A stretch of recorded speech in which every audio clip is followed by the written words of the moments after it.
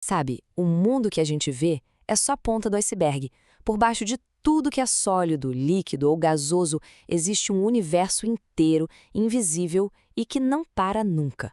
Hoje, a gente vai mergulhar de cabeça nos segredos dos estados da matéria. Pensa numa coisa do dia a dia. Um cubo de gelo derretendo no copo ou água fervendo na panela até sumir. É tão comum que a gente nem para pensar. Mas como é que algo sólido que a gente pega na mão vira um vapor que simplesmente desaparece no ar? Pois é, essa transformação tão simples esconde um dos segredos mais básicos do universo. E aqui está o pulo do gato. Para a gente entender o mundo que a gente vê, a gente precisa espiar um mundo que é completamente invisível. A resposta para tudo isso está lá, no nível submicroscópico, no reino das partículas minúsculas que formam absolutamente tudo que existe. Então vamos começar exatamente por aí, a diferença entre o que os nossos olhos enxergam e o que está rolando de verdade no nível das partículas. A chave para desvendar esse mistério é o chamado modelo de partículas. A ideia é até que bem simples. Tudo, absolutamente tudo, é feito de partículas minúsculas, tipo umas bolinhas de gude invisíveis. E elas têm uma regra de ouro. Elas estão sempre, mas sempre mesmo, em movimento. Tá, mas se essas partículas estão sempre se mexendo, que dança é essa? Tem alguma regra nesse jogo? Com certeza. E são justamente essas regras que definem o mundo como a gente conhece.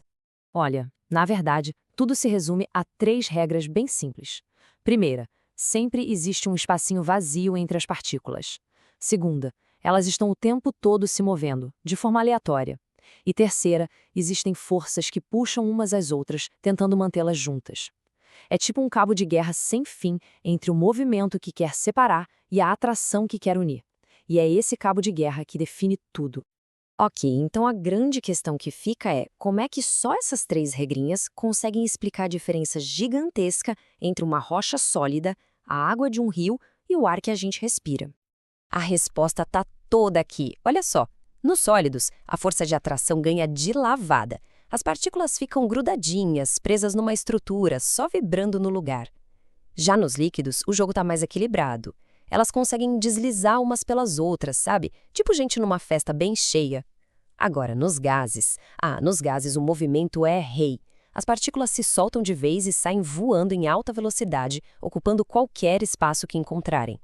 Mas o que faz as partículas mudarem de um estado para o outro? O que vira o jogo nesse cabo de guerra? A resposta é uma palavra só: energia. É aqui que a mágica de verdade acontece. Quando a gente adiciona calor, ou seja, energia, as partículas ficam mais agitadas, ganham velocidade. Se um sólido absorve calor suficiente, suas partículas vibram com tanta força que quebram aquela estrutura rígida e viram um líquido. Isso é a fusão. E se a gente continuar esquentando, elas ganham energia para escapar de vez e viram um gás. Isso é a vaporização. E o inverso é totalmente verdadeiro. Quando a gente tira calor, as partículas perdem energia, vão ficando mais lentas e aí as forças de atração começam a vencer a batalha. O gás se junta para formar um líquido, que é a condensação, e o líquido se organiza e congela, virando um sólido. É um ciclo perfeito, tudo baseado em ganhar ou perder energia. Um jeito legal de pensar é assim, ó. O calor é o combustível para a dança das partículas. Quanto mais combustível, mais energia, e mais agitada e caótica fica a dança, que nem nos líquidos e gases. Com menos combustível, a dança fica mais contida, mais organizada, como nos sólidos. Mas pode acreditar, a história não termina aí. E se a gente levar a matéria a temperaturas extremas mesmo, aí a gente encontra os estados mais exóticos e fascinantes do universo. E aqui a gente vê um contraste absurdo. Em temperaturas altíssimas, a gente encontra o plasma. Agora, em temperaturas baixíssimas, pertinho do limite máximo do frio, a gente encontra uma coisa ainda mais estranha: o condensado de Bose-Einstein. Pensa no plasma como um gás que tomou um energético superpotente. A energia é tanta, mas tanta, que os átomos se quebram, se desfazem e liberam seus elétrons. O nosso Sol, os raios numa tempestade, as estrelas, tudo isso é plasma. E agora vem a parte mais maluca. O plasma é o estado mais comum de matéria em todo o universo. Ou seja, sólido, líquido e gasoso, que pra gente é o normal, são, na verdade, as verdadeiras raridades cósmicas. Agora vamos para o outro extremo, para o frio que não dá nem para imaginar.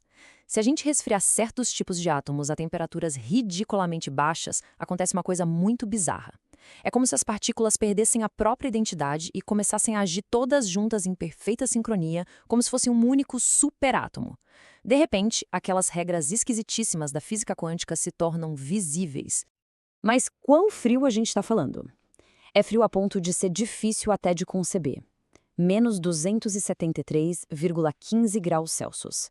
Essa é a temperatura do zero absoluto, o ponto mais frio que teoricamente pode existir. É nesse limite congelante que a matéria revela um dos seus segredos mais profundos. E a jornada dessa ideia, por si só, já é fascinante. Começou como uma previsão teórica, lá em 1924, com o Bose e o Einstein, e levou mais de 70 anos para que alguém conseguisse finalmente criar isso em laboratório. Uma conquista tão monumental que, claro, rendeu um prêmio Nobel e abriu uma janela completamente nova para a gente entender o universo quântico. Então, depois de viajar do gelo de um copo até as estrelas e o frio absoluto, o que tudo isso quer dizer? Quer dizer que a gente vive num universo que, na sua essência, está sempre e fundamentalmente em movimento. A grande lição é esta. O mundo grandão que a gente vê e toca é só um reflexo do balé invisível que as partículas estão dançando o tempo todo.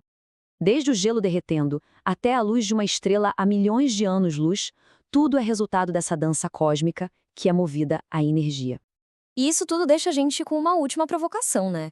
Se uma simples mudança de temperatura consegue revelar estados da matéria tão diferentes e tão estranhos, que outras maravilhas o universo ainda deve estar escondendo, talvez bem debaixo do nosso nariz, só esperando a gente olhar um pouquinho mais de perto?